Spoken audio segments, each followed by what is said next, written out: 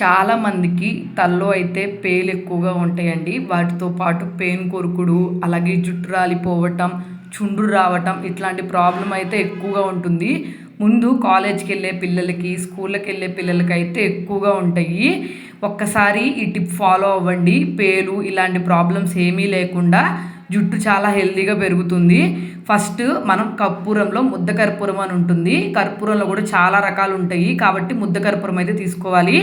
అది తీసుకొని దాన్ని దంచుకొని పక్కన పెట్టేసుకోవాలి. నెక్స్ట్ ఒక గిన్నెలోకి మనకి ఎంతైతే ఆయిల్ అవసరం అవుతుందో కొబ్బరి నూనె అదైతే వేసుకొని గిన్నె స్టవ్ మీద పెట్టుకొని నూనెను బాగా హీట్ చేసుకోవాలి.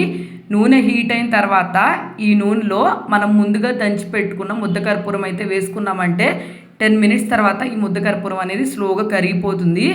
ఇలా కరిగిపోయిన నూనెని మనం స్టోర్ చేసుకొని ఒక 1 మంత్ అలా యూజ్ చేసామనుకోండి, పేలుకి సంబంధించిన ప్రాబ్లమ్స్ ఏమీ లేకుండా ఉంటాయి. నా వీడియో మీకు యూస్ఫుల్ అనిపిస్తే సబ్స్క్రైబ్ చేసుకోండి.